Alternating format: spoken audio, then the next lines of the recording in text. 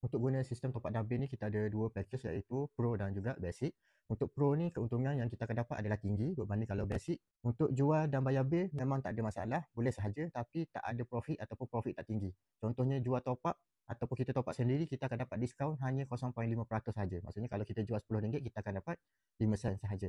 Berbanding kalau package Pro, kalau kita boleh dapat 6%, 5%, 4%, lebih tinggi daripada package Basic. So kalau kata kita hanya nak top up sahaja, boleh daftar sahaja package Basic. Sama sahaja, boleh beli Maxis, Icom, Digi, Touch and Go, semua boleh beli. Cumanya tak ada profit sahaja. Kalau kita nak buat bisnes ataupun kita nak keuntungan ataupun diskaun yang tinggi, kita ambil package Pro.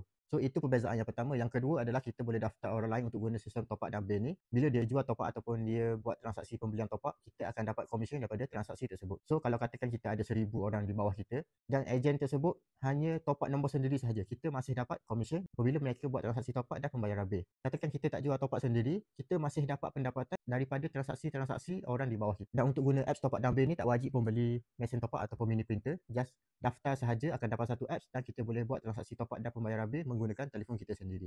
So siapa yang nak dapatkan sistem top up dan bil ni boleh klik link dekat bio saya.